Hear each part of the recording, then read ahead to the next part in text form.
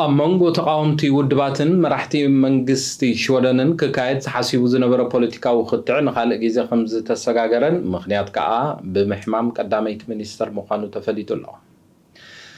أب هاقرات أوروبا زولو لبداب قربا أوان كودا يخيل يزبل قمت كم زولو ودبتعن عالم حبيرو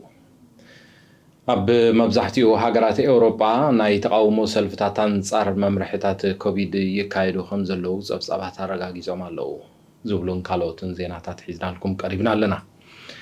سلام زو خبركم تخداتلت مدب زي أب ستوكهولم زمبرو مع كان زينا هارموني نلومي 24 تنتر 2021 حدا استدالو مسنادو زينا غندر استات بمغزال كقربو لكم مس كلهم ما باستوديو زلو مسارحتي مسانا خد صنحو زعدمكم مع حرب رحمي دحرز مساقاري بزرزر زينا كمرحكم سناي مكتتال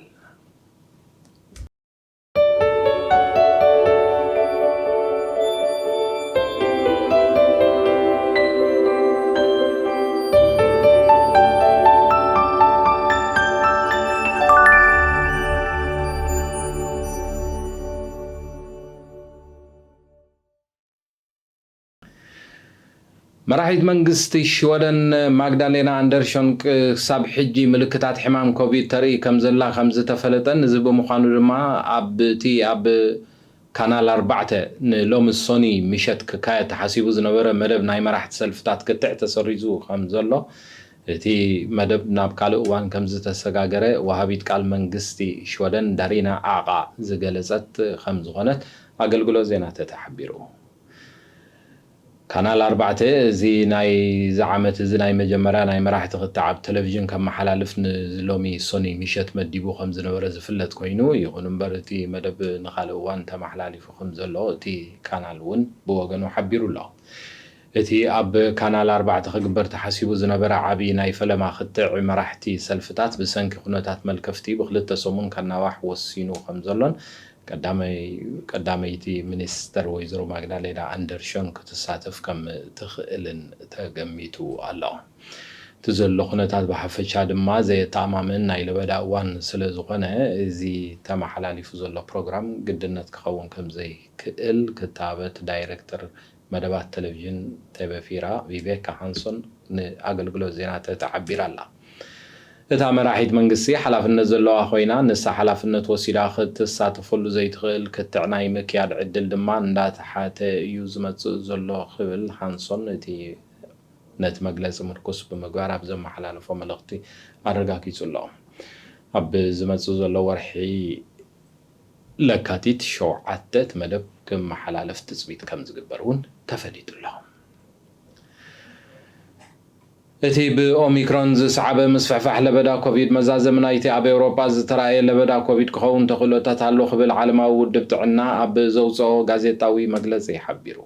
كسابور حمق قابي تابزولو جيزي أساس سوسا ميتاويت كاب حزب أوروبا بحديش أوميكرون كلكف كم زخيل دايركتور ودبتعنا عالم جنفر أوروبا زغانه هانس كلوغ دحر مقلاسو زدماتي زوبا ناي مززام معرف ناي زمال كفتي ندات قاربه يخيد كم زلو زم ملاختي يكبل حبيرو الله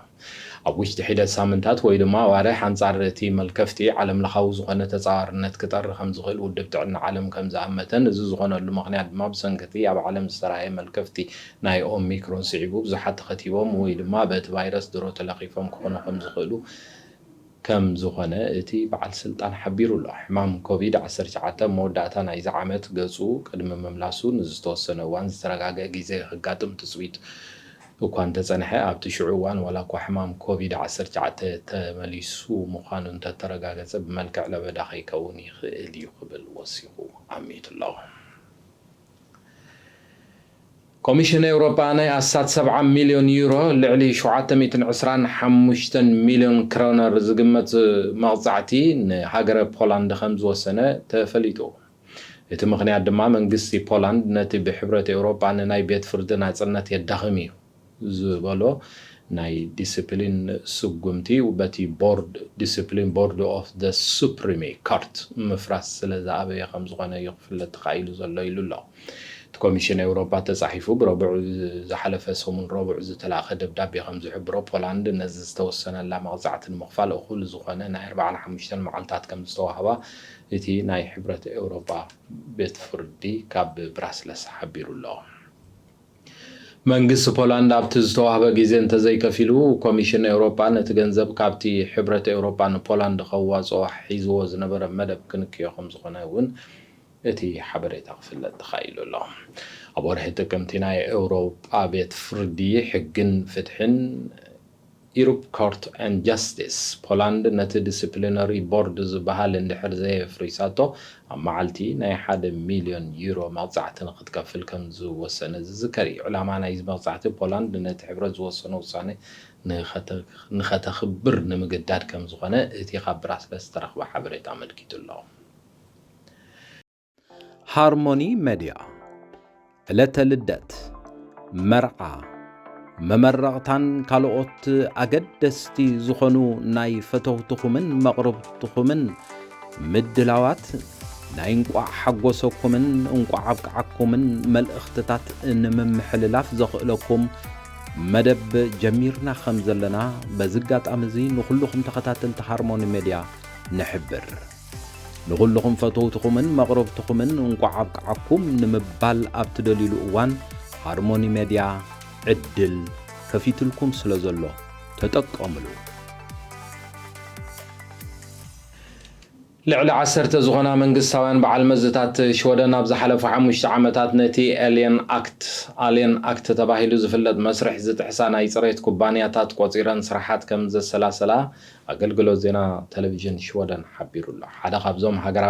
ሃገራዊ ቦርድ ንብረት ወይ ከዓ ናሽናል ፕሮፐርቲ ቦርድ ተባሂሉ ዝፍለጥ ትካል ኣብ ዝተፈላለዩ እዋናት ኣብ ሽወደን ናይ መንበሪ ፍቃድ ዘይብሎም ሰባት ኣብተን ትካላት ተቆፂሮም ብፅሬት ከም ዝሰርሑ ዝፍለጥ ኮይኑ ኩባንያታት ቆፂሩ ከስርሕ ዝሰርሑ ሰባት ንከምዚኦም ዓይነት ሰባት ክምዝምዞም ምፅንሑ ተፈሊጡ ኣሎ እዞም ትካላት በኣሊያንስ ኣክት ወይ ከዓ ዝተኸሰሱ ምዃኖም ኣይፈለጥና ነርና ሕጂ ግን እዚ ሓበሬታ ብዕቱብ ክንከታተሎ ኢና ብምባል ካብቲ ቴሌቪዥን ዝቐርበሉ ሕቶ ዝመለሸ ኦሳ ካርሊበሪ ንኤስቤተ ሓቢራ ከም ዘላ እውን ክፍለጥ ተኻኢሉ ኣሎ እዚ ከምዚ ዝኣመሰሉ ዝስራሓሉ ሕግታት ምስ ዝተግብሩ ኣቕረብቲ ስራሕ ብጥንቃቐ ንክሰርሕ ድልዋት ከም ዝኾና ኩለን ትካላት ከዓ ነዚ ሕጊ ክኽተላ ከም ዘለዎን እታ በዓልቲ መዚ ፀዊዓ ኣላ ናይ ፅሬት ትካላት ረሲሐን ከም ዘለዋ ከም ንፈልጥን እዚ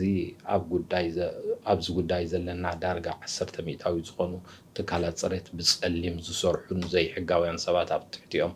ቆፂሮም ከም ዘስርሑን ኣቐድማ ኣቢሉ ብፅሕፈት ካብ ግብሪ ሽወደን ማለት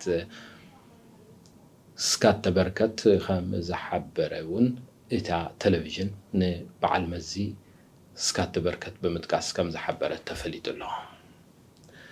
ኣብ ሃገረ ቤልጅየም አንጻር ኮሮና ቫይረስን ዝተመሓላለፉ እገዳታትን ብምቅዋም ንዝወፁ ሰልፈኛታት ፖሊስ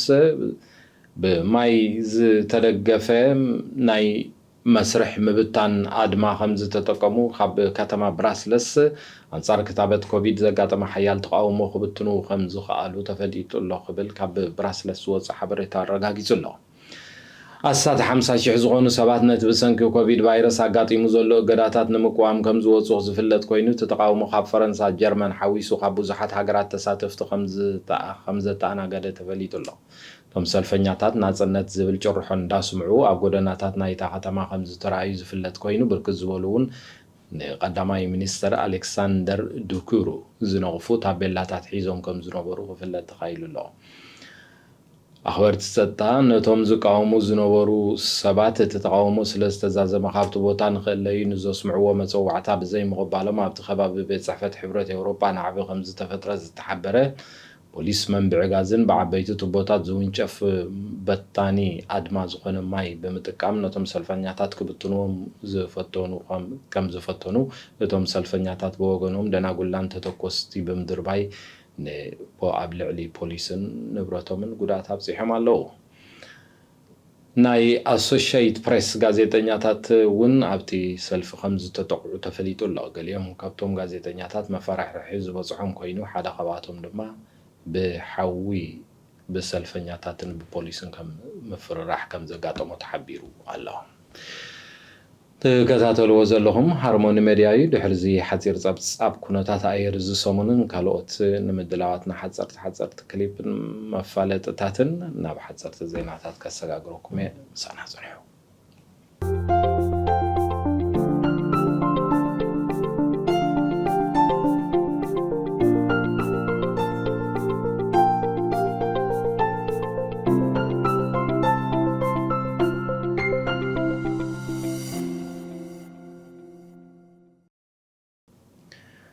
ኣብ መንግስቲ ብሪጣንያ ሚኒስተር ጉዳያት ኣፍሪቃ ቪኪ ፎርድ ምስ ቀዳማይ ሚኒስተር ኢትዮጵያ ተራኺባ እቲ ሃገር ተካይዶ ዘላ ኩናት ደው ከተብል ፃውዒት ከም ዘቕረበት ናብ ምብራቕ ኣፍሪቃ ኣብ ዝነበረት መብፃሕ ምክንያት ጌራ ኣብ ኢትዮጵያ ዝበፅሐት እታ ሚኒስተር እቶም ኣብ ኩናት ኣትዮም ዘለዉ ኩሎም ኢትዮጵያውያን ወገናት ኣብቲ ኣፍሪቃዊ ሕብረት ዝመርሖ ናይ ሰላም ተበግሶ ክፅምበሩን ኩናት ጠጠው ከብሉን ከም ዝሓተተት ንመስርሕ ሰላም ዘለዋ ደገፍ ብስም መንግስቲ እንግሊዝ ከም ዝገለጸት ሓቢራ ኣላ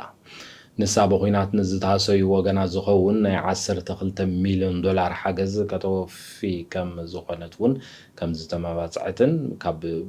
በሰላ ኩናት ንምድሓና ብዝግበር ፃዕሪ ተራ መንግስቲ እንግሊዝ ዓብይ ምዃኑ እታ ሚኒስተር ሓቢራ ኣላ ኣብ ኢትዮጵያ ካብ ዝሓለፈ ዓመት 4 ሕዳር ናይ ዓመት 2020 ጀሚሩ ኣብ መንጎ ሰራዊት ፌደራል መንግስትን ከምኡውን ክልላዊ መንግስቲ ትግራይን ሓይልታቱን ብሰንኪ ዝተኻየደ ኩናት ኣሽሓት ሰባት ከም ዝሞቱ ብሚልዮናት ዝቑፀሩ ድማ ካብ መመረበቶም ከም ዝተመዛበሉ ካብቲ ሃገር ዝወፁ ፀብጻባት ከመልክቱ ከም ዝፀንሑ ይፍለጥ ኣብ ሃገረ ቱርኪ ሓንቲ ቱርካዊት ጋዜጠኛን ፕሬሲደንት ረሲፕ ጠይብ ኤርዶጋን ኣብ ናይ ቴሌቪዥን መደብ ፀሪፍክዮ ብዝብል ክሲ ከም ዝተኣስረት ካብ ኣንካራ ዝወፅእ ሓበሬታ ኣረጋጊፁ ዘውዲ ዝደፈር ርእሲ ጥበበኛ ይኸውን እዩ ዝብል ብሂል ከም ዘሎ ይኹን እምበር ዝሓቂ ኮይኑ ኣይረኸብናየን ክትብል ሰደፍ ካባስ ዝተባህለት ውርይቲ ናይ ቴሌቪዥን ጋዜጠኛ ንቴሌ ሓደ ተባሂሉ ዝፅዋዕ ካናል ከም ዝሓበረትን ብዕራይ ናብ ቤተ መንግስቲ ስለዝኣተወ ንጉስ ኣይከውንን እዩ እቲ ቤተ መንግስቲ ከዓ ናብ ዛሬባ ይቕየር ኢላ ንፕሬሲደንት ኤርዶጋን ብውስጥ ስለ ዝነቐፈት ከም ዝተኣስረት ክፍለጥ ተኻኢሉ ኣሎ ከም ፀብጻብ ናይታ ጋዜጠኛ ጠበቃ እንተኮይኑ ካባስ ቀዳም ለይቲያ ነዚ ልዕል ክብል ተፃሒፉ ዘሎ ሓሳብ ኣብቲ 900,000 ዝኾኑ ሰዓብቲ ዘለውዎ ኣብ ትዊተር ኣካውንትን ካልኦን ድሕሪ ምልጣፋ ድሕሪ ቁሩብ ሰዓታት ካብ ገዝኣ ተወሲዳ ዝተኣስረት ብሰንበት እቲ ዳኛ ነቲ ናይቶም ከሰስቲ ክትሃድም ትኽእል እያ ዝብል ክስን ጥርጠራን ድሕሪ ምቕባሉ እታ ጋዜጠኛ ተኣሲራ ክትፀንሕ እቲ ቤት ፍርዲ ወሲኑ ኣሎ ማሕበር ጋዜጠኛታት ሃገረ ቱርኪ ነዚ ናይ ካባስ ማእሰርቲ ኣንጻር ሓሳብካ ናይ ምግላፅ ነፃነት ዝቐንዐ ቁሉዕ መጥቃዕቲ እዩ ክብል ከም ዝገለፆ እውን እቲ ዜና ሓቢሩ ዓለም ለኻዊ ክታበት ካብ ሃብታማት ሃገራት ብምእካብ ንድኻታት ሃገራት ዘከፋፍል ኮቫክስ ተባሂሉ ዝፍለጥ ብዓለም መስርሕ ምትሕግጋዝ ክታበት ዝፍለጥ ትካል 1 ቢልዮን ዝኸውን አንጻር ኮቪድ-19 ዝኾነ ብልቃጥ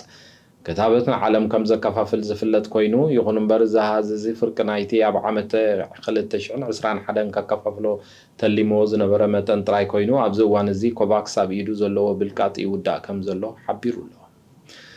زي جوان سانتيم زبهال جنزبو كواي بلنان كبل ست بركلي زتبهله وأن حلاف نايتي بحاجة زتكال عالم تعنا استمسرته بود بحبرات أجراز زموال ጋቪ ቫክሲን አሊያንስ ተባሂሉ ዝፍለጥ ትካል ከም ዘፍለጠ ዝፀብፀብ አረጋጊፁ ንሱ ከም ዝሓበሮ ብዝመፅእ ርብዒ ዓመት ኮቫክስ ነተና ብዓለምና ዝርከባ ዝደኸያ ዝበሃላ ሃገራት ዝለኣኽ ናይ ተወሳኺ 600 ሚልዮን ዝኸውን ብልቃጥ መፍረይ ዝኸውን ናይ 47 ቢልዮን ክሮነር ከም ዘድልዮ ኣውጁሎ خبركم تخاتلتي مدبنا نلومي زتدالو ناي زينا مدب بزي ودينا لنا عب زمصو زلو سومن تمساسال زينا سغاب نراخب ناي لومي مسنادو زينا بزي ودينا لنا بشم تخاتلتي مدبن عب استوديو زلو مسارحتنا نمكتتالكم دامسغونكو نلومي بزغفلايكم دحنا مسيو هارموني ميديا علت لدت مرعى መመረቕታን ካልኦት ኣገደስቲ ዝኾኑ ናይ ፈተውትኹምን መቕረብትኹምን ምድላዋት ናይ እንቋዕ ሓጎሰኩምን እንቋዕ ኣብቅዓኩምን መልእኽትታት ንምምሕልላፍ ዘኽእለኩም መደብ ጀሚርና ከም ዘለና በዝጋጣሚ እዚ ንኹልኹም ተኸታተልቲ ሃርሞኒ ሚድያ ንሕብር ንኹልኹም ፈተውትኹምን መቕረብትኹምን እንቋዕ ኣብቅዓኩም ንምባል ኣብ ትደልይሉ እዋን ሃርሞኒ ሚድያ ዕድል ከፊትልኩም ስለ ዘሎ ተጠቀምሉ።